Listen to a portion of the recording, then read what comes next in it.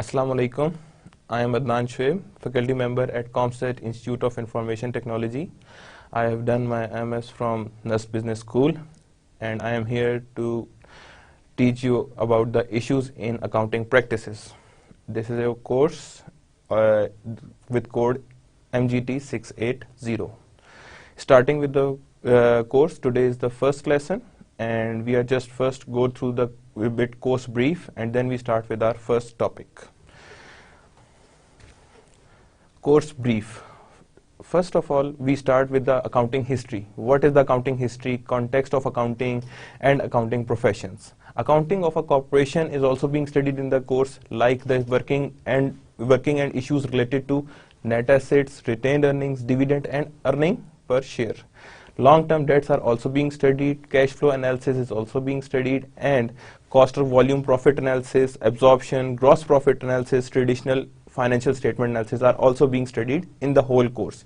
However, this is just a course brief. There would be a whole complete outline that is being divided among the 32 lectures, and on which we are going to cover this course. So starting with our first lecture, and that is on the accounting history. First of all, the textbook regarding this course are involved. First one is the Donald E. Cascio, Jerry H. Wine, Terry D. Wall Intermediate Accounting. That is the title of the book, and it is being published by John Wiley, 2012. दूसरी book जो है George A. Benson et al. Worldwide Financial Reporting, The Development of Future Accounting Standards.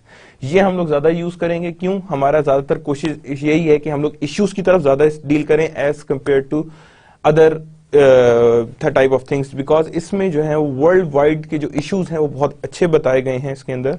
Then we use Elliott B and Elliott J financial accounting and reporting. ये ज्यादा use करेंगे. Financial Times, Prentice Hall and 6th edition, and that was be published on 2001. So that is the text book that are being used by us. So first one, that is the lesson 1, accounting history. Most of the time होता ही है कि हम लोगों के सीधा हम लोग जाते हैं accounting, what is this thing, but now we are starting with the accounting history. Accounting history क्या है, किस तरह स्टार्ट हुई, अकाउंटिंग की बेस कहां से आई, कौन लोग थे जिन्होंने इसे इजाद किया, कहां से दरियाफ्त हुई, ये चीज से हमने आज स्टार्ट करना है, और यहीं से हम लोग की आज कोर्स का फर्स्ट स्टार्ट होना है, यानी कि फर्स्ट लेक्चर हमारा आज यही है. So, for the first topic, starting with the quote, accounting is the fairest invention of the human mind. That is quoted by the Goethe. क्या मतलब होता है इसका? इससे ये महसूस होता है that it is the most oldest type of subject that is being studied by the human mind or human kind. You can say that accounting is also being a fairest invention because it is being used in every type of life. आप घर जाते हैं, घर में use होती है, आप office हैं, स्कूल हैं, everywhere you have to manage your accounting, because accounting means you have to take care of each and every type of your responsibility and every type of your asset or whatever belongs to you. So these things should also be included in this thing. Starting with the introduction, the activity of accounting has been around the several thousand years. ये science जो है accounting की, ये सबसे पुरानी है, इससे पुरानी कोई नहीं है, ये सबसे पुरानी है जो एग्जिस्ट करती है हमारे एरिया में, यानी accounting is the most oldest science. Much of what we know about the daily lives of ancient people comes from accounting records. जो भी एंशिएंट पीपल किया करते थे, क्या किया करते थे, किस तरह किया करते थे, सारा कुछ जो भी है वो अकाउंटिंग के थ्रू ही हमारे पास इंफॉर्मेशन आई है. Such as inventories and sales record and found at archaeological sites. These all things are involve in it. मैं एक छोटी सी एग्जांपल देता हूं. डिपॉजिट्स, स्टोर्स, रिजर्व्स, ये तो बहुत पुरानी एंशिएंट तौर से आई हुई चीजें हैं. ये तो इवन जो एनिमल्स हैं, आप किसी भी एनिमल्स का नाम लें तो ये भी उस जमाने में स्टोरेज अभी भी उनके जहन में है. सो that is being created by human mind and that is also being present already in the human mind. ये ह्यूमन माइंड ये सब चीजें अपने अंदर रख के बैठा है, और इसी को ही वो यूज कर रहे होते हैं for the purpose of their daily life, और अपनी डेली लाइफ को इसी के साथ ही वो अकाउंट कर रहे होते हैं. Generally the history of accounting throws light on economic and business history. History of accounting basically दोनों की निकली हैं. वो कहां से निकली? बिजनेस एंड इकोनॉमिक्स से. कि how you manage economically and how you run your own business on from which और योर सोर्स ऑफ इनकम, जहां से आप ये अर्न करते हैं, दोनों को मिलाते हैं, that becomes your accounting. Some scholars claim that writing arose in order to record accounting information. बहुत से scholars ने ये assume कराया था कि accounting से ही निकली थी writing, कि writing जो है, जो लिखना है, वो actually arose इस वजह से हुआ था because they need something to account, something to write, something to keep. क्योंकि keep या book keeping बहुत जरूरी है for the purpose of accounting. Accounting is the advanced form of actually book keeping. क्योंकि बुक कीपिंग से ही accounting निकला है. Accounting के फर्दर ऑप्शंस यही हैं. मींस टू से कि accounting is the advance form of book keeping, because book keeping is just a recording, कि आप कोई चीज रिकॉर्ड करें, लिखते जाने, ओके सुबह से लेके शाम तक मेरा ये एक्सपेंस हुआ, ये खर्चा हुआ, यहां से मेरे पास पैसे आए, यहां से पैसे गए. आप ये जस्ट एक लिस्ट आउट कर रहे हैं. But when you are going to account, आप क्या करते हैं, ऑलरेडी उसको अलग अलग हेड्स में डालते हैं. हाँ जी, ये मेरे एक्सपेंस हुए, ये मेरे पास इनकम आई, ये मेरे खर्चे, मैंने इस चीज को खरीदा, ये मैंने इस चीज की ये एसेट खरीदा, इस चीज की ये मैंने एसेट घर के लिए खरीदा. तो इसका मतलब है मैंने उस बुक कीपिंग का जो रिकॉर्ड था उसे कन्वर्ट कर दिया किसके अंदर, अकाउंटिंग के अंदर कन्वर्ट कर दिया, कि जो भी मेरे पास अकाउंटिंग आ रही है मैं उसी को ही यूज करूंगा. Account records date back to the ancient civilisation of China, Babylonia, Greece and Egypt. ये साइंसेस ज्यादातर इन कंट्रीज से सामने आई है. ये एक्चुअली साइंस के मोजिद जो हैं यही कंट्रीज हैं, that is called being accounts.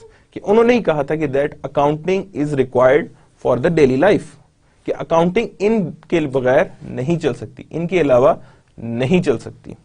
The rulers of these civilizations used accounting to keep track of cost of labor and material used in building structures like the Great Pyramids.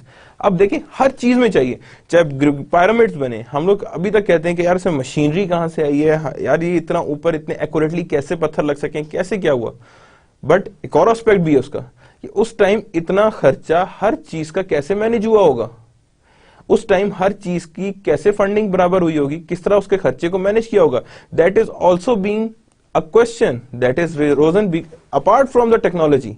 हम तो technology की बात करते हैं कि भाई उस टाइम टेक्नोलॉजी नहीं थी, फिर भी how these pyramids are being developed.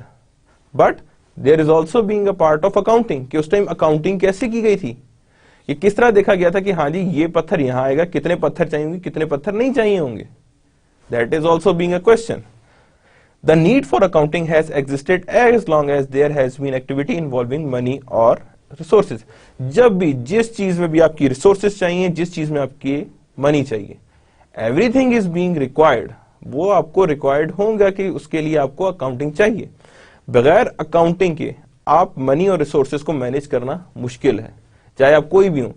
और इसके लिए जरूरी नहीं है कि accounting को जब आप पढ़ते हैं तो उसमें आपकी knowledge बढ़ाती है. But in a human mind or in a man's soul, it is also being existed in the part of your body. Like, ये आपके एक तरह से रूह का हिस्सा होती है, कि जिसमें आपको पता लग रहा होता है कि यार हर चीज को मैंने मैनेज करना है और इस तरह मूव कराना है. Ancient accounting is an other type of accounting. Now we are going to discuss different type of ages. कि एंशिएंट टाइप ऑफ लोग कैसे अकाउंटिंग किया करते थे, फिर उसके बाद फर्दर एजेस में लोग कैसे डिस्कस करते थे, फिर उसके बाद देखते थे कि उसके बाद की एजेस को हम लोग कैसे डिस्कस करते थे. की ingredients of double entry book keeping were not found together. Double entry system is the most latest type of thing.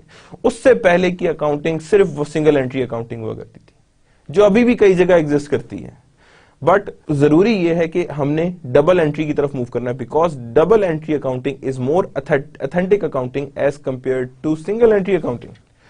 उससे ज्यादा अथेंटिक है और उससे ज्यादा रिलायबल है, बिकॉज इसमें एरर के चांसेस कम है डबल एंट्री में, और सिंगल एंट्री में डबल एरर के चांसेस कम है. Problems of record keeping, control and verification of financial transactions. ये कुछ उस टाइम प्रॉब्लम आई थी सिंगल एंट्री सिस्टम्स के साथ, कि वहां पे फाइनेंशियल ट्रांजैक्शंस को मैनेज करना मुश्किल हो रहा था, बुक कीपिंग को कंट्रोल करना मुश्किल था. Because when we are talking about single entry system, आपने एक साइड पे एक्सपेंसेस रखे, एक साइड पे रिसीट्स रखे, आपने इन दोनों को जब अलग अलग रखा है तो इसका मतलब है दोनों के साथ आपको लिंक नहीं मिल रहा. जब आपको आपस में लिंक नहीं मिल रहा तो आप इसमें ये नहीं दिखा सकते कि if there is some expense then from where it is going to be sourced, either it is from your credits, either it is from any other your sources, either it is from equity or either it is from loan. Single entry में तो आप just one side को देख रहे होते हैं, so error के chances बहुत ज्यादा होते हैं सिंगल एंट्री सिस्टम में. In an illiterate society it is essential to keep accounting records. Illiterate society में भी एसेंशियल्स हैं कि अकाउंटिंग रिकॉर्ड्स को मैनेज किया जाए, बिकॉज वहां पे बहुत ज्यादा जरूरत होती है, क्योंकि वहां पे खर्चों पे तनासुब नहीं रहता जब आप विदाउट अकाउंटिंग के चल रहे होते. डबल एंट्री बुक कीपिंग की इंग्रेडिएंट्स क्या क्या थे? प्राइवेट प्रॉपर्टीज थे, कैपिटल था, कॉमर्स था, क्रेडिट थे, राइटिंग्स थे, मनी एंड अर्थमेटिक. ये की इंग्रेडिएंट्स हैं फॉर डबल एंट्री सिस्टम. इसके बगैर डबल एंट्री सिस्टम्स नहीं हो सकते, because these things conjoin to form a double entry system. कि ये हमें बताते हैं कि डबल एंट्री सिस्टम कहां एग्जिस्ट करता है और किस तरह एग्जिस्ट करता है. Accounting in Mesopotamia, that is another thing कि भाई कहां से आई हमारी accounting, because that we are talking about history, तो that means everything from the old civilization we are broughting it to the latest. Flourishing of Chaldean, Babylonian and Sumerian civilization, these are the civilizations, and from where the Suma, the great accounting specialist, has been emerged. Development of valley, most transactions were recorded and subscribed by the parties during this period. यानी कि जितनी भी हमारे पास उस time transactions होती थी वो subscribe भी की जाती थी, और पार्टीज ड्यूरिंग द पीरियड, जो पार्टीज उन ट्रांजैक्शन में इन्वॉल्व होती या जो उन्हें अकाउंट फॉर कर रही होती थी, these all are involve in this type of accounting. That is an ancient type of accounting, so I am saying that it's another type of accounting. Accounting in ancient Egypt, China, Greece and Rome, that what we have talked about earlier. Governmental accounting similar to Mesopotamians, ये accounting मेसोपोटामियंस accounting के बिल्कुल same थी almost. बहुत थोड़ा सा difference exist करता था तो वो करता था, बाकी अकाउंटिंग वो सेम थी.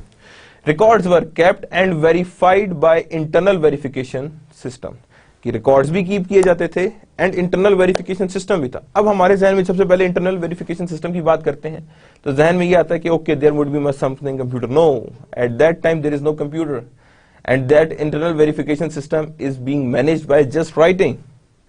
कि राइटिंग के थ्रू वो वेरिफिकेशन सिस्टम मैनेज किया जा रहा था. Egypt accounting never progressed beyond simple list making. Egypt ने कभी भी बुक कीपिंग से आगे नहीं जा सका, वो अकाउंटिंग तक पहुंच ही नहीं पाया, वो बुक कीपिंग तक रोक दिया था. And we already said that book keeping is the basic form of accounting. Accounting is the advance form of book keeping. China used accounting as a mean of evaluating efficiency. China ने इसे ज्यादा use किया as evaluations of efficiency, की efficiency कितनी है, कितनी exist करती है एफिशिएंसी, ये सारी की सारी उसने यहीं से मेजरमेंट शुरू की. Accounting in ancient Egypt, China, Greece and Rome further continued है. Greece use of public accountants, introduction of coined money about 600 BC. Greece ने फर्स्ट टाइम पब्लिक अकाउंटेंट्स को की टर्म को यूज किया, जैसे आजकल हम लोग कहते हैं पब्लिक अकाउंटिंग, उसने फर्स्ट टाइम था. और they have first introduced a coined money. उससे पहले सारा का सारा बार्टर सिस्टम चल रहा था. That's the first Greece who introduced a coined money, जिसके अंदर हम लोगों ने कहा था that this is something like अशरफी, जो हम पुराने मुगलों के दौर में कहते हैं, दैट इज लाइक अशरफी. तो that is introduced by Greece. Then Rome, elaborate system of check and balance, use of annual budget, that is being used by them. कि एनुअल बजट क्या है, कितना एनुअल बजट होना चाहिए, कितने में हमने अपने आप को फुलफिल करना है, क्या हमारी रिक्वायरमेंट है. And they have introduced first time the word of annual budget.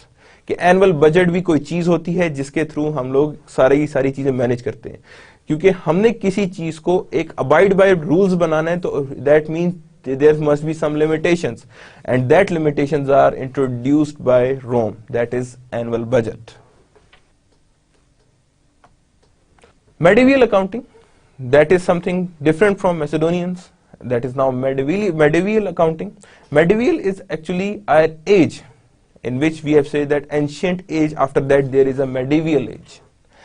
Medieval accounting laid the foundation for the doctrines of stewardship and conservatism, and medieval era created the condition for rapid advance in accounting technology that occurred during the Renaissance.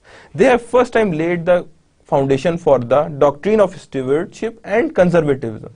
जब भी हम accounting की बात करते हैं हम लोग उसमें हमेशा कंजर्वेटिव मैनर पे चलते हैं, कभी भी हम different aggressive manner पे नहीं. We are always on the theory of conservatism, and medieval era created that conservatism conditions on which there is a rapid advancement that is being in their future years. कि future year में उसी conservatism की वजह से हमारे पास future में increase आए. Conservatism होता क्या है? First of all, just simple case में लेते हैं. When there is a less risky nature, that means you are a conservative. If you think that the lower side is better one, जिसे कहते हैं हम कि थोड़ा होना बेहतर है, that means it's a conservative thought. You are on the conservatism. So हमेशा accounting भी less expenses, higher income पे believe करती है. So that means you are very conservative in terms of your expenses. कि जितने भी expenses होते हैं आप उसके लिए बहुत ज़्यादा conservative है, because you want your expenses lower. Italian Renaissance, innovative Italians, father of modern accounting. Extensive business record were kept. अब हम लोग किसकी civilization की तरफ जा रहे हैं? Italian Renaissance की तरफ. They are the very innovative, father of modern accounting. जो आजकल हम पढ़ रहे हैं, they are the father. उन्होंने ही बनाई है accounting. Extensive business records were kept. At that time बहुत बड़े record होते थे extensive business record. आजकल तो सारा कुछ कंप्यूटर ने संभाली है. But at that time there is no computer. You have to build each and every register, paper or whatsoever. किसी चीज से भी लिखते थे. But you have to maintain it in your stores. Use of capital and credit on large scale developed. First time वहाँ पे capital और credit को develop किया गया. As you people are of MGT 680 course, that means you have some prereqs of accounting already आपने पढ़े हुए हैं, तो you know what is meant by capital and what is meant by credit and how these are developed on the large scale. Evolutionary trend towards double entry bookkeeping was underway. कि book keeping का जो भी है वो underway था और underway को उन्होंने सारी चीजें उसी की बेस पे बनाई. Luca Poggi and the Summa, these are the two big accounting specialists who are the basic discoverer of the accounting terms, जो इन civilization से सामने आए थे. They are the mathematicians and merchants. Did not invent double entry system, but they have provided knowledge and spread knowledge about the double entry system कि ये double entry system भी हो सकता है. You don't go for the single entry system.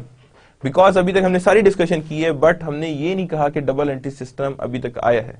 They are all basing on their single entry system.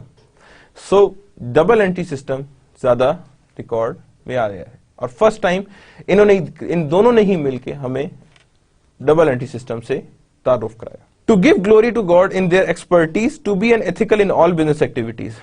क्यों? Because उस time they want to give the glory to their gods, or they want to be very fair about their business activities. So these two reasons motivates them to develop the double entry system. कि double entry system develop हो जाए. To earn profit, one more thing that is also being an objective there. Summa, first surviving accounting textbook written by Poggi in 1494. कि उसने कब लिखी थी? 1494 में उसकी first book आई थी and that was very good book. आजकल वो नहीं मिलती, but that has reference in all the books of accounting. Characteristics of Summa. 3 things needed by one who wish to carry out business diligently: cash, good accountant and good order. Summa ने कहा था कि there are 3 things जो required होंगी for maintaining the accounting diligently. First, cash. दूसरा, good accountant. And third one is the good order. Poggi explained the opening inventory. First time उसने opening inventory introduce की थी कि what is opening entry, कि beginning of year में जो inventory होगी that is known as opening inventory. Peculiar's accounting book system in 3 accounts book, that is a book, day book, the journal and the ledger. First time. Now the system is that accounting books, ledgers and journal entries. These all are being introduced by the Peculiar's. All things pertaining to transaction must be written in day book. जितनी भी transaction हुई है वो सारी की सारी day book में आती थी. उस टाइम इसका नाम दिया जाता that is the day book, जिसे आजकल हम लोग कहते हैं जर्नल. वो उस टाइम का नाम था उसका day book. Peculiar's described debit and credit. First time he introduced the word debit and credit, on which today's all accounting is being based. Anybody who don't know what is debit and credit couldn't be able to study accounting. Double entry accounting. Now Peculiar's and Soma, they have introduced with the double entry accounting. Now we are introducing the double entry accounting. What it is? क्या है ये? क्या चीज है? किस चीज पे believe करती है ये? Invention of debit and credit concept from Italian terminology. ये किससे निकली हैं? ये Italian terminology से निकली हैं. Debit comes from the Italian word debito, which comes from Latin debita, which means owned to the proprietor or an asset of a proprietor. यानी owned by to the proprietor or an asset of a proprietor means there is some ownership of a proprietor or owned by the proprietor. और normal case में देखें, when we debit the asset, that means your asset are being increased and you are the owner of asset. Without that would not be included in your asset. Credit comes from the Italian word credito, which comes from the Latin word credo, which means trust or belief or owed by the proprietor. यानी कि जो भी चीज है वो trust और belief, यानी जितना भी बिलीफ है that is owned by the proprietor. कि जो भी ट्रस्ट या बिलीफ या जो चीज आप उस पर लगा रहे हैं that is owned by the proprietor. Means in other words the proprietor would be liable to being trusted and would be given some credit. Means to say कि उसके पास इसका मतलब ये आ रहा है कि that credo means there is some trust and belief on which you got something on which you can spend. Like when you are purchasing some asset, you are debiting, but on the other hand, you are either getting some, giving them some cash or some credit that is owed by the proprietor. Each financial event is called transaction. That is also being introduced at that time कि हम लोग one time debit and one time credit. जब हम debit और credit करते हैं तो that means that is called as transaction. The effect of transaction is recorded in a account by the entry. एक entry होती है जिसके थ्रू ये transaction record होती है. Each entry will affect at least 2 part of accounting records to balance the record. Her entry 2 side को होगी. अगर वो asset में आ रही तो liability को भी affect करेगी, expense है तो वो income को भी affect करेगी, और अगर फर्दर कोई और इनकम है तो डेफिनेटली वो बैलेंस शीट को भी अफेक्ट करेगी. यानी एवरीथिंग हैज टू इफेक्ट्स कि one side if there is an increase and other side there would be a decrease और there would be an increase, because sometimes आप एसेट परचेज कर रहे हो, आपने एसेट परचेज के लोन पे किया तो वहां पे एसेट भी इंक्रीज करेंगे और लायबिलिटी भी इंक्रीज करेगी. So there must be a double effect. That's why it is known as double entry system. Each entry will affect at least 2 parts of accounting record to balance the record. This does not mean that financial event is recorded twice. Rather, it is balanced against either cost increased or reduced liability, changes in inventory or etc. That's what we are talking about. कि अगर हमने inventory purchase की, credit पे की है, तो that means हमारा asset बढ़ गया, लायबिलिटी भी बढ़ गई. हाँ, इसका there could be a reverse case, because हमने अगर इन्वेंट्री कैश पे परचेज की है तो दैट मीन्स हमारे इन्वेंट्री का हेड बढ़ जाएगा और कैश का हेड डिक्रीज कर जाएगा. In other words cash account would go on decreased. Peculiar system, memorandum, journal and ledger. ये पेक्यूलियर सिस्टम है. Most of the books of accounting जो पहले आती नहीं है इन रिगार्डिंग 1980s एंड 1990s, वो books ledger, journal, trial balance, इनको कहा करती थी कि that is actually a case of peculiar system. ये पेक्यूलियर ने ना स्टार्ट किया था. ये सिस्टम क्या था? Memorandum peculiar equivalent of day book. Memorandum को क्या कहता था? जिसे हमने पेक्यूलियर का डे बुक कहा गया था. Journal, merchants private account book, कि मर्चेंट की अपनी अकाउंट प्राइवेट अकाउंट बुक भी होती है जिसके अंदर वो सारी चीजें मैनेज कर रहा होता है. इन other words, in which they account for a double entry system like a company's their own books of accounts. Her company की अपनी बुक ऑफ अकाउंट होती है और वही कहलाती है journal. And then there is a ledger. Ledger में we have studied many things like T accounts. They are also being a ledger. Most like it modern, it's a modern equivalent कि modern case में भी यही ledgers use होते हैं. हम normally case में आप लोग भी बना चुके हैं कि that there is a ledger in which that is the separate account for each and every type of expense, asset, liability, honor or owner's equity. So that is being known as ledger. But the inventor is Peculius. Coming to 19th century, that is the recent one. Now we are back from the ancient to 19th century. Due to industrial revolution, mass production become possible. Industrial production, industrial as थी वो, वहां पे mess production possible हो गई थी. Business expanded in physical size, degree of mechanization and number of employees. हर तरह से बिजनेस फ्लरिश कर गया था. Everything has got increased. Now the accounting would be a task because it's easy कि आपके पास 50 एम्प्लॉइज हैं और वो वर्क कर रहे हैं और आपको सब कुछ नजर आ रहा है. But happen if there is a 2500 employees and कई एकड़ पे आपकी फैक्ट्री फैली हुई है, 5-6 डिपार्टमेंट रन हो रहे हैं. Now the accounting would be a task जो आजकल है. Government regulation and taxation also increase. उस टाइम गवर्नमेंट की रेगुलेशंस भी आ गई थी, गवर्नमेंट्स डेवलप होना शुरू हो गई थी, टैक्सेशन उन्होंने अनाउंस कर दी थी और टैक्सेशन में इंक्रीज भी अनाउंस हो गया था. Businessman begins operating as corporations to bring in funds from outsider. अब बिजनेस रन करना है, उन्हें फंड्स चाहिए थे, उन्होंने 2 टेक्निक्स अनाउंस कर दी. One is known as stocks and other one is known as bonds. Stocks means जो भी हम परचेज कर रहे होते हैं, शेयर्स हैं, ओनरशिप इक्विटी है, लोगों को देते हैं, उसे हम कहते हैं stocks. And bonds means when we are taking loan from the customers और we are taking loans from the people और कस्टमर और investor. So these are the 2 types of funding जो आजकल ऑर्गेनाइजेशंस यूज करती हैं. ऑलरेडी आप लोगों ने जब बेसिक्स ऑफ अकाउंटिंग में ये दोनों चीजें स्टडी कर चुके होंगे कि what is stocks and what is bonds.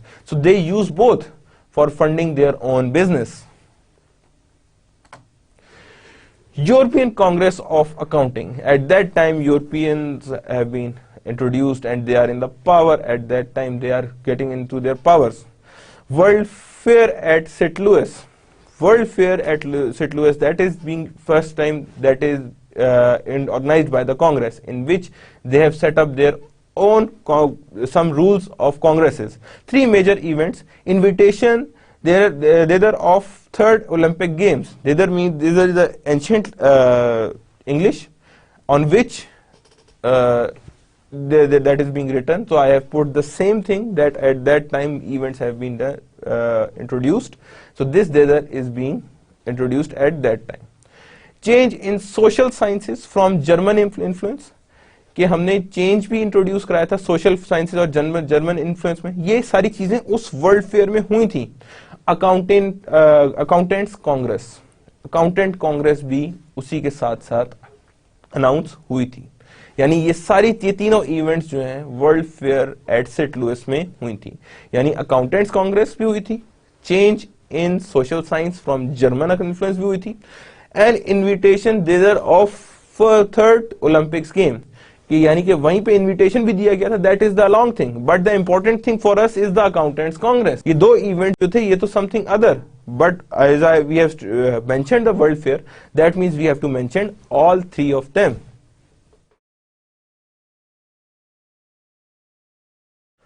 Accountants congress थी क्या, क्या उसमें हुआ था, किस तरह वो एक्सप्लेन हुई थी, क्या हुई थी. So promoted by Montgomery of New York and Wilkinson of Illinois. These are the main persons who have promoted the Accountants Congress. Held in St. Louis, USA in 1904, series of conferences were initiated after its various conferences. Now it becomes a type of congress that there is some Accountants Congress जिसने further आके एक certain rule का नाम लिया था. वो rule हम अब further discuss करेंगे आगे की slides में. But these are the series of congress जिसमें फर्स्ट टाइम अकाउंटेंट्स का रूल एंड रेगुलेशंस डिजाइन होना शुरू हो गई थी. स्पेन में भी they have also been have certain histories regarding accounting and accountants, so we study like that. Conference of today preceded by Spanish Fair, Barcelona 1929, a Congress of Brussels based AIC jointly with the Association of Accountants in Catalonia. 150 delegates from 14 countries and 5 governments from 60 professional bodies. These are the whole organization of that conference that is being introduced in Spain, that is known as Spanish Fair. उसका Spanish Fair नाम दिया गया था, 1929 से भी इसका link था, and उस फेयर में 150 delegates, 14 countries and 5 governments from 60 professional bodies, they have joined this fair. Agenda क्या क्या थे? फाइनेंशियल अकाउंट्स का फॉर्मेट कैसा होना चाहिए, कॉस्ट अकाउंटिंग के क्या प्रोसीजर होने चाहिए या कॉस्टिंग के क्या प्रोसीजर होने चाहिए, पब्लिक अकाउंटिंग को कैसे डील किया जाए, एंड रेगुलेटेड ऑडिटिंग को कैसे डील किया जाए. Now this conference Spanish fair is specifically related to the accounts, कि अकाउंट से रिलेटेड सारा कुछ किस चीज से रिलेटेड था, अकाउंट से रिलेटेड था, कि अकाउंट्स को हमने कैसे मैनेज करना है, क्या क्या चीजें होनी चाहिए और किस तरह इसने चलना चाहिए. ठीक है. Now the Central Europe. Now we are moving towards Spain and then Central Europe. Now first we have discussed European Congress accounting. Now we are moving towards Central Europe. Russian and other European accountants learned much from attendance at congresses. Russian और other east Nations ने बहुत learn किया जब उन्होंने attend की वो European Congress, जिसमें जो कांग्रेसेस की अकाउंटेंट्स की जो फर्स्ट हमारी कॉन्फ्रेंस हुई थी.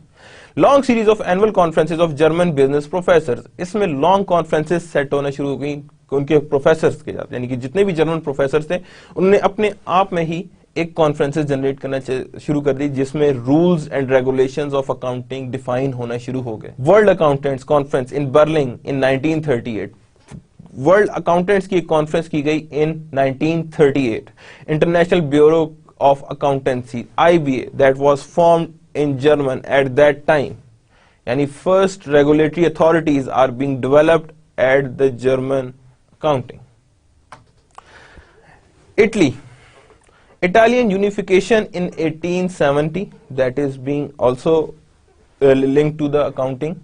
9 Italian accountants congresses held between 1879 and 1895. 9 accountants congresses held हुई हैं 1879 and 1895. इस दौरान ये बहुत ज्यादा यूज हुई हैं, या अकाउंटिंग की कॉन्ग्रेसेस एस्टैब्लिश हुई हैं, और जिनका काम ही सिर्फ यही था कि just to develop some rules and regulation for the accountants. That means 9 conferences among 1875, 79 and 1895. Publicity and respect was achieved, however, for Italian accountants. उस टाइम जब इस तरह इस लेवल पे कांग्रेसेस ने अपनी बकायदा शुरू कर दी कांग्रेसेस, तो दैट मीन्स आपको ओवरऑल 9 कॉन्फ्रेंसेस ने काफी कुछ इसमें बना दिया. मीन्स टू से they have earned the respect. उसके लिए उन्होंने क्या किया, रिस्पेक्ट अपने लिए जनरेट कर दी कि कैसे हो सकता है और कैसे नहीं हो सकता, और क्या रूल्स होने चाहिए और क्या रूल्स अकाउंटिंग के लिए नहीं होने चाहिए. Now France. Now we are moving further towards the European and then France and then other. Congress of French accountants to Paris in 1980. Theme was unification of accounting. अब वहां पे जो 1880 में कांग्रेसेस हुई हैं, उसका मतलब मकसद क्या था, यूनिफिकेशन ऑफ अकाउंटिंग, कि एक सेंट्रलाइज्ड रूल्स होने चाहिए फॉर अकाउंटिंग, जिसपे अकाउंटिंग को वर्क करना चाहिए. Rivalry of accountants in 1895, 250 essays on accounting subject was submitted. यानी राइवलरीज भी अब जारी बात अकाउंटेंट्स के बीच में हो गई. उन्होंने अपने अपने एसेज पब्लिश कराना शुरू कर दी, सबमिट करना शुरू कर दी, अपने व्यूज देना शुरू कर दिए कि नहीं ऐसे भी होना चाहिए, ऐसे भी होना चाहिए. That turns into the rivalry, कि उनके बीच में एक तरह से कंपटीशन से जनरेट होना शुरू हो गया. International congress of accountants in Paris in 1948. Now 1880 में हुई थी, उसके बाद 1895 में एसेस रिसीव हुए. Then in 1948 they have another congress of accounting at the same France. 43 countries were represented, यानी 43 countries आई थी. Congress sought to establish an elite academy, the compatibility and also an institute international, they compatible, that is actually a French words that are their overall institutions that is being named in the form of French. So these are the words of French. The Low Countries. 1926 World Congress of Accountants in Amsterdam. 1926 में Second World Congress of Accountants was held in Amsterdam. Belgian accountants played a unique role through remarkable leadership of Paul Otlet. Now that's a very good accountant also, Paul Otlet, who has also mentioned that these all things are being happening in first world countries like France, like Germany. But what about the second world country or third world countries? उनमें क्या होना चाहिए? Development of decimal classifications and coding. कि decimals को कैसे deal किया जाए और उनकी कोडिंग्स को कैसे किया जाए, तो दैट्स आर इम्पोर्टेंट. वो इन जो कांग्रेस में वो डिस्कशन हुई थी. 1926 AIC held it's Congress again in Brussels में दोबारा ये इसी सेकेंड वर्ल्ड से रिलेटेड कांग्रेस को हेल्ड किया गया. Central school of international accounting, ये फर्स्ट टाइम स्टैब्लिश हुआ जिसे कहा गया central school of international accounting. That school was specifically developed for the studying and development of accounting, कि अकाउंटिंग वहीं पे स्टडी की जाए और वहीं पे डेवलप की जाए. So that was the first time that is introduced. Now the advancement in accounting. Accounting में कैसे कैसे एडवांसमेंट आई, किस किस तरह से एडवांसमेंट आई. Requirement and standardisation of reports, कि सबसे पहले स्टैंडर्डाइजेशन जरूरी थी. तो एक हमेशा रिपोर्ट्स की स्टैंडर्डाइजेशन आई जिसमें से हमारे पास नाम आए क्या, balance sheet, income statement, cash flows. 20th and early 20th centuries में यही चीजें सामने आई. फिर हमारे पास आई statement of owners equity and statement of retained earning. These are the advanced form. And now most of the reports, they include the statement of social responsibilities. Double entry accounting spread throughout the world. फिर double entry accounting ने single entry system को replace कर दिया, because now they got something कि double entry system is much better than single entry system.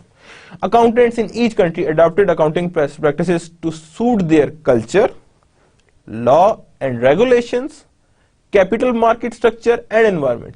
These things are not directly related to accounting, but these things have a very strong impact on the accounting structure. Culture, law and regulations, capital market structures, environments. These four things have a major impact on accounting. Advancement in accounting. National differences in accounting rules and practices render financial statement of companies based on different countries uncomparable. That's important thing. I have written it in a capital letter, that is uncomparable.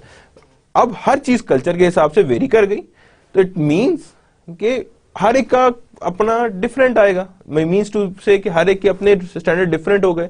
तो आप दो countries की financial reports को आपस में match या compare करना, it's quite difficult thing. Then major advances in accounting further क्या हुआ, development of international accounting standard. Now they require an international accounting standard that is known as IAS.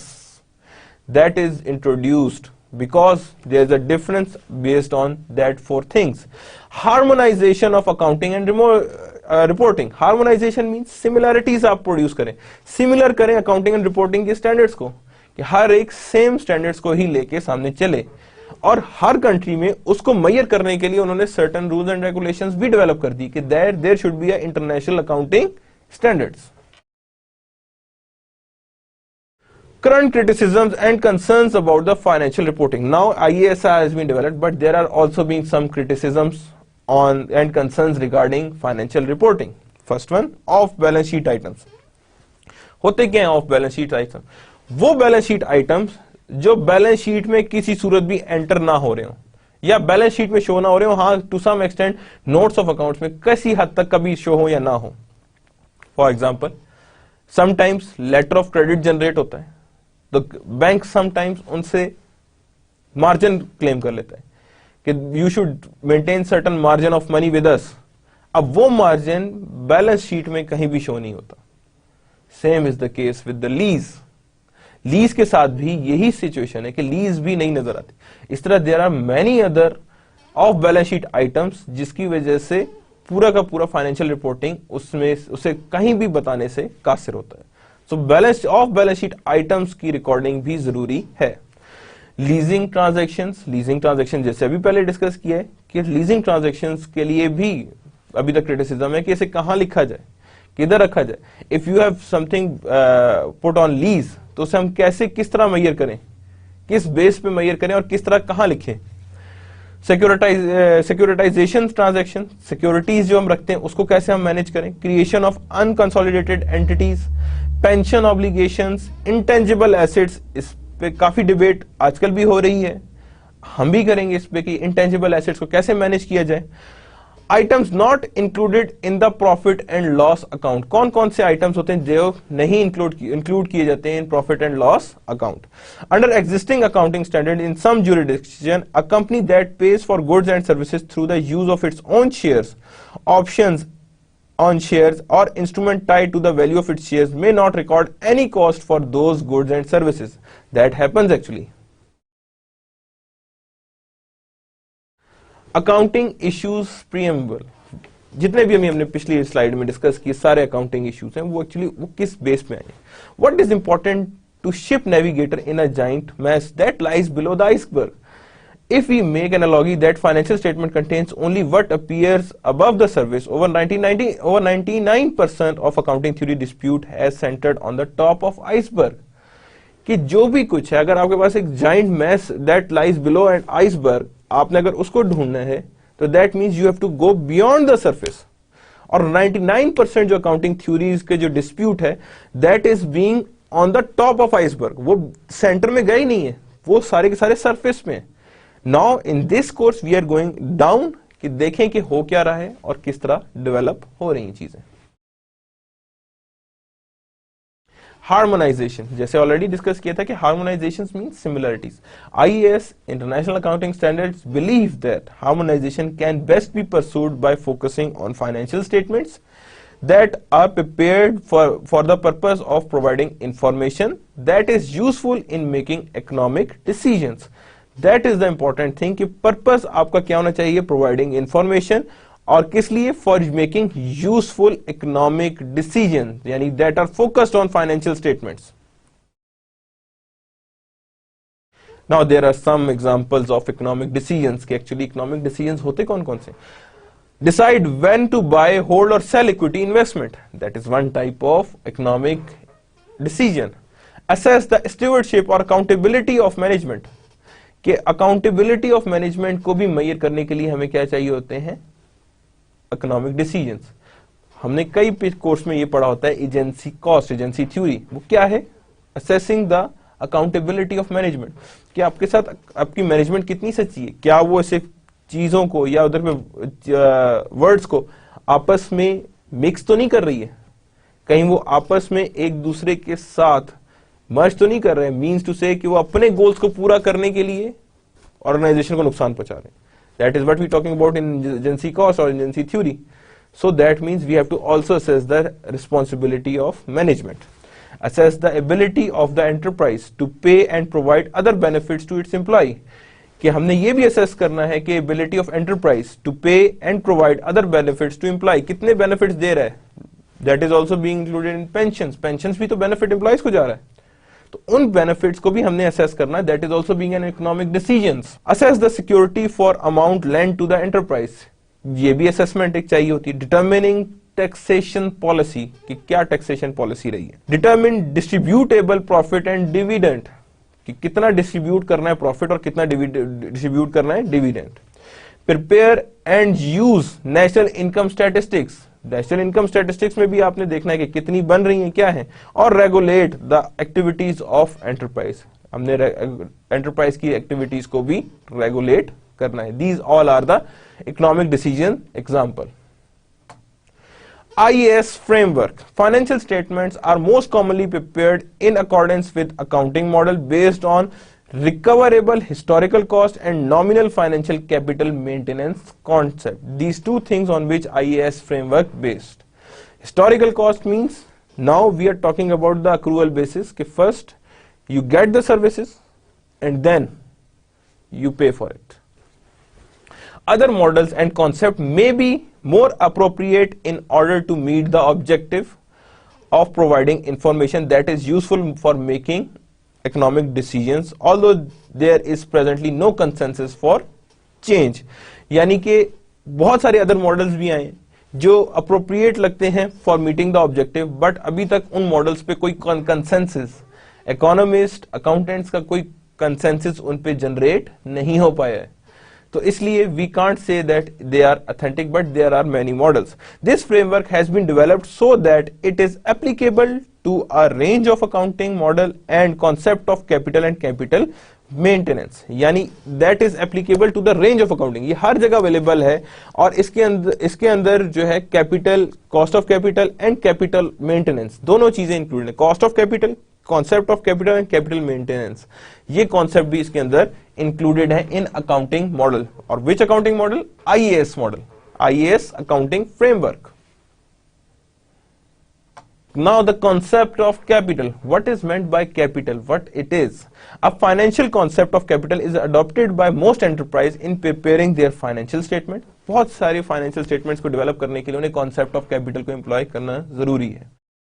जैसे आपने कोई चीज परचेज की है तो whether it should be a capital expenditure or it should be a revenue expenditure, that is being decided, that needs to be decided. So concept of capital should be clear in anyone's mind. Under a financial concept of capital such as invested money or invested purchasing power, capital is synonymous with the net asset or equity of enterprise. Capital किसे कहा जाता है? या तो उससे net asset में include किया जाता है या इक्विटी ऑफ एंटरप्राइज, इन दोनों में से किसी एक चीज में इंक्लूड किया जाता है. थ्री थिंग्स होती है ना बैलेंस शीट के अंदर, assets, liability, equity. So that should be either in the assets or either it could be in a. Under a physical concept of capital such as operating capability, capital is regarded as productive capacity of an enterprise based on, for example, unit of output per day. That is also being another definition of capital. Revenue IAS 18. Now we are talking about a rule number IAS 18, International Accounting Standard Rule number 18. Revenue को उसने कैसे define किया, किस तरह define किया, that is being studied over there. Revenue is the gross inflow of economic benefit during the period arising in the course of ordinary activities of an enterprise when those inflow result in an increase of equity other than increase relating to contribution from equity participant.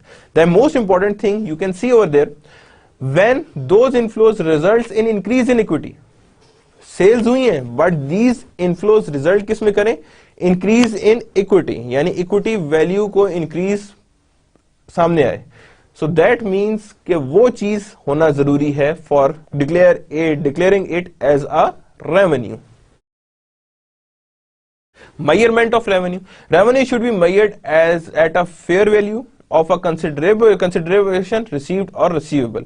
यानी revenue कैसे measure किया जाए? Fair value of consideration received. Consideration means money, that means यानी कि आपने कोई भी चीज सेल किया, आपने उसके अगेंस्ट जो भी रिसीव किया, that is your consideration.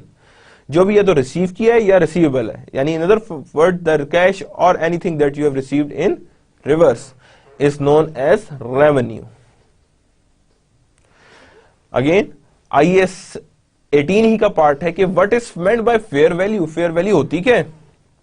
Fair value is the amount for which an asset could be exchange, यानी वो amount on which asset could be exchange और अ लायबिलिटी सेटल्ड. उस पे क्या करते हैं हम? लायबिलिटी को सेटल कर लें between knowledgeable willing parties in an arms length transaction.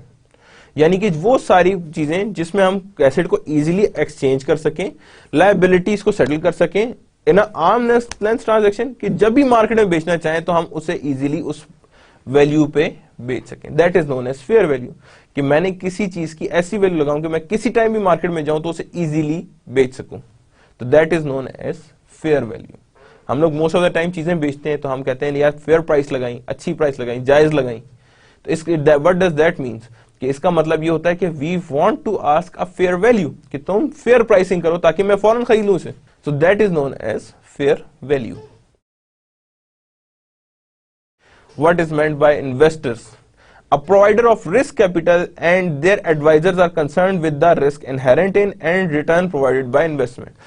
यानी वो रिस्क प्रोवाइडर है, रिस्क कैपिटल है, प्रोवाइडर मींस टू से कि provider of a risk capital है, जिसका काम क्या है कि वो रिस्क टेक करता है और रिटर्न गेन करता है। They need information to help them to determine whether they should buy, hold और सेल। इनको क्या चीज चाहिए होती है, इंफॉर्मेशन चाहिए होती है, ताकि ये लोग अपना डिसीजन ले सकेंगे weather they should buy the share, whether they should hold the share or whether they should sell the share. Shareholders are also interested in information which enables them to assess the ability of an enterprise to pay dividend. उनको इस बारे में भी information चाहिए होती है कि whether हमें डिविडेंड, क्या ये फर्म जो है ये हमें डिविडेंड देगी या नहीं देगी। ये भी इंपॉर्टेंट डिसीजन है जो होना है, और इसी इंपॉर्टेंट डिसीजन को ही हमने साथ लेके चलना है कि ये चीजें। अच्छा, अब गौर से देखें तो ये दोनों चीजें हैं, इन दोनों चीजों की जो इंफॉर्मेशन है उसको कौन पूरा कर सकता है? Definitely annual report. Annual report का यूजर कौन होता है? The end user is the investor. कि इन्वेस्टर उसे यूज करे, और इन्वेस्टर को किस किस बारे में इंफॉर्मेशन चाहिए होती है? Whether they should buy the share, whether they should hold the share, whether they should sell the share, and also provide the information that whether this company is going to give us a dividend और pay us the dividend और not, कि इसमें इतनी capacity है कि ये हमें dividend pay करेगी कि नहीं करेगी। Employees and their representative groups are interested in information about the stability and profitability of their employees. अब ये क्या है? ये another user of financial और accounting information है, कि नहीं चाहिए होता है कि क्या ये हम लोग जिसमें काम कर रहे हैं ये फर्म स्टेबल है, प्रॉफिटेबल है, कहीं अनकरीब बैंकरप्ट या दिवालिया तो नहीं हो जाएगी। They are also interested in information which enables them to assess the ability of an enterprise to provide remunerations. ये किस चीज में इंटरेस्टेड होते हैं कि या अगर ओवरऑल ऑर्गेनाइजेशन को इतना प्रॉफिट हुआ है तो हमें हमारे बोनसेस या हमारी पे में इंक्रीमेंट्स मिलेंगे या नहीं मिलेंगे, हमारी तनख्वाहें बढ़ेंगी या नहीं बढ़ेंगी। Retirement benefits and employment opportunity, ये भी देखेंगे कि अच्छा अगर इतनी ज्यादा स्टेबल है, 100 साल की कंपनी हो गई है, 100 साल से सिर्फ प्रॉफिट कमा रही है, तो they should introduce our pension plans और अनदर एम्प्लॉयमेंट अपॉर्चुनिटीज, कि हमें कहीं और पे भेजें, किसी टास्क किसी प्रोजेक्ट से भेज सकते हैं नहीं भेज सकते, या इसमें चांसेस हैं ग्रो के कि फर्दर कोई और कंपनी साथ ही कंजॉइन करके शुरू कर सके। तो these things are important. Objectives of the financial statements. The objective of financial statement is to provide information about the financial positions, performance and change in financial position of enterprise that is useful to a wide range of user in making economic decisions. अभी user कौन थे? हमने देख लिया investor था, हमने देख लिया एम्प्लॉइज था, हमने ये भी देख लिया कि हाँ जी इंटरनल लेवल पे भी इंफॉर्मेशन चाहिए होगी। तो ये सारे क्या थे? They are the users of information, कि इन्हें यूज करनी है इंफॉर्मेशन, कि हाँ जी ये इंफॉर्मेशन हमें रिक्वायर्ड है। अंडरलाइंग अजम्पशंस, जब भी हम अकाउंटिंग की बुक्स की बात करते हैं, there are certain underlying assumptions that are being there, कि कुछ ना कुछ अंडरलाइंग अजम्पशंस हमें रिक्वायर्ड होती हैं, जिसे हम कहते हैं कि on the basis of these assumptions accounting जो है वो बनाई जाती है। First one is the accrual basis of accounting. Accrual basis of accounting का मकसद सिर्फ ये है कि first you get the service then you pay. There should not be a condition that first you pay and then gets the service. No, accrual basis always says first get the services and then pay for the services, यानी expenses पहले generate होंगे, payment बाद में होगी। So that is means accrual basis of accounting. The effect of transaction and other events are recognized when they occur and not as cash or its equivalent received or paid, and they are recorded in accounting records and reported in financial statement of period on which they relate. कि आपने तब लेने हैं जब आपने एक दफा services दे दी, द सर्विसेज ले ली, देन उन्हें पे किया, या आपने पहले सर्विसेज दे दी, then you are getting your receivables. And furthermore, जो चीज जिस पीरियड से रिलेट करती है वो उसी पीरियड में ही अकाउंट फॉर हो। अगर 30 दिसंबर आ गया है तो 30 दिसंबर को अगर आपकी किसी की सैलरीज लायबल हैं तो आपने उसे सैलरीज पेएबल बनाना है। That means you have made them accrued. Accrued means क्योंकि ये पिछले साल के महीने की सैलरी थी, यानी जब भी अकाउंट्स क्लोज करने तो पिछले साल की महीने की सैलरी पिछले साल जाएगी, इस साल के महीने की सैलरी इस साल जाएगी। गोइंग कंसर्न, जब हम गोइंग कंसर्न की बात करते हैं तो गोइंग कंसर्न मीन्स कि there is no stoppage in any type of firm और any type of company. For example, company की लाइफ जो होती है वो कोई नहीं जानता, it always be unlimited. Companies को 150 साल हो रहे होते हैं, कोका-कोला को मे बी 200 ईयर से ऊपर हो चुके हैं। तो there is an unlimited life of a company. So that doesn't mean कि उनकी जो बैलेंस शीट आ रही है, आप पिछले साल की सारी बैलेंस शीट जीरो करें और इस साल की बैलेंस शीट से स्टार्ट करें। ऑलवेज जब भी आप एसेट्स परचेज करते हैं, आप पिछले साल के एसेट्स में उन्हें ऐड करते हैं, और फर्दर भी अगर कोई एसेट्स आप परचेज करेंगे तो वो क्या होगा, वो उसमें एड अप हो रहे होंगे। तो इट मीन्स कि that it is always be a going concern, कि ये गोइंग कंसर्न के हिसाब से चल रही होती है। That is what we are talking about, कि it is always be a going concern. But this going concern never works for the income statement.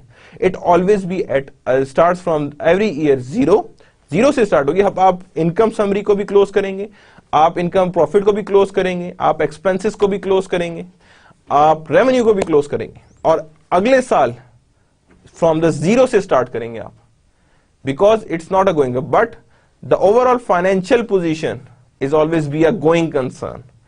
So in other words, a company is always assumed that it never ends and it goes on continuously. अगर एक चला गया तो दूसरा आएगा, तीसरा आएगा. May be company खरीद ली जाए, but it remains on the going concern. It couldn't be easily shut down, or what you can say, it couldn't be abolished. खत्म नहीं की जा सकती. इनकी लाइफ जो होती है वो अनलिमिटेड चलती रहती है. क्वालिटेटिव कैरेक्टरिस्टिक्स भी रिक्वायर्ड होती हैं in terms of accounting. Most of the time criticism जो है अकाउंटिंग को वो ये लाई करता है कि it doesn't assumes for something qualitative nature. हमेशा ऑब्जेक्टिविटी की बात करते हैं. मीन्स टू से कि हर दफा आप नंबर्स की क्यों बात कर रहे हैं. There are certain other things that are based on qualitative. Means to say social responsibility, there is another thing. Means to say another charity. These things are not being included in the accounting books. Now many firms are doing that. They are including the statement of financial social responsibility. So ये चीजें भी required होती हैं कि जिसके अंदर qualitative characteristics भी involve हो. Understandability. An essential quality of information provided by financial statement is that it is readily understandable by user. For this purpose, users are assumed to have a reasonable knowledge of business and economic activities and accounting, and a willingness to study the information with reasonable diligence. Now that is the qualitative characteristic of accounting. कि उसके लिए जरूरी ये कि quality जरूरी है कि वो पूरी की पूरी फाइनेंशियल रिपोर्ट जो है that is understandable by user, कि ले पर्सन भी उठाए तो उससे कुछ ना कुछ समझ आ रहा हो. That's important. जरूरी नहीं कि एक अकाउंटिंग स्पेशलिस्ट यानी CFA या MBA या ACCA या चार्ट फाइनेंशियल एनालिस्ट ही से पढ़ सके. No, a lay person, if they want to learn about an organization, they can easily read and understand that book or that annual report. So understandability is one of the characteristic that is known as qualitative characteristic of accounting. But qualitative criticisms are also there, which I have talked earlier, that the statement of social responsibility and charity, that is still missing. We discuss it in a further course lessons and other during the further time, but at this point the characteristic that only exist on the basis of qualitative nature is the understandability and also relevance. Relevance is also being there. That is also a qualitative characteristic of a accounting books and accounting statements.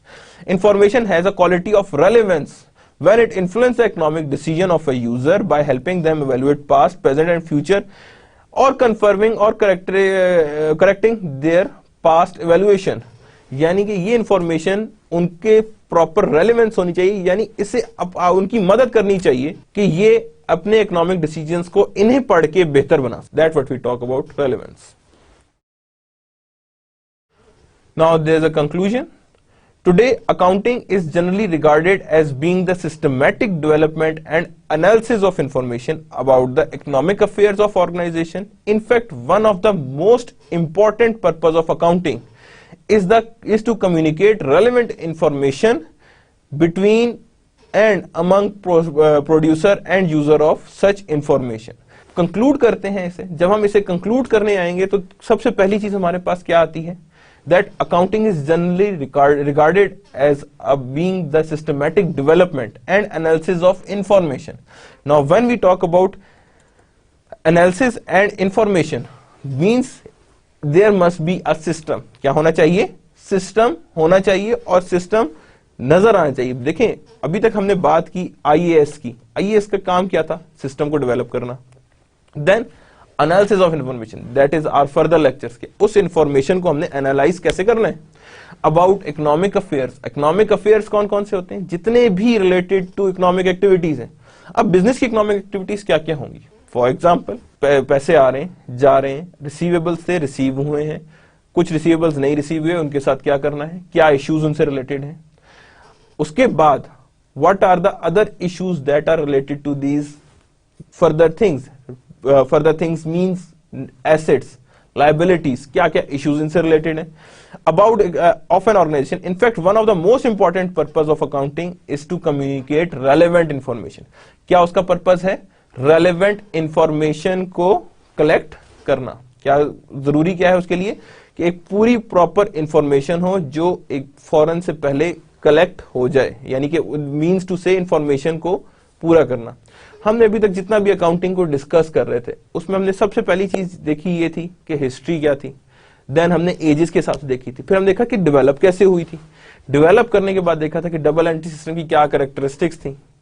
हर चीज हमने easily देखी थी. Now as you people are on the advance level of course of accounting, so you require a very deep knowledge of issues. We would follow certain books in it, but there are certain topics we wouldn't follow the books. So we relate or address the issues both in terms of technically or numerically and also theoretically. In issues को हम combinedly कैसे deal कर सकते हैं और किस तरह deal करना चाहिए.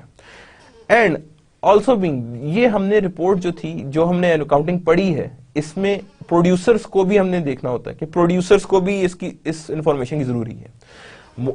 एक और चीज भी याद रखिएगा, हम इसमें फाइनेंशियल अकाउंटिंग से रिलेटेड ज्यादा पढ़ेंगे, कॉस्टिंग को नहीं देखेंगे, because costing and financial accounting both are the different things and both have different types of users that are involved in it and though both requires the different types of information.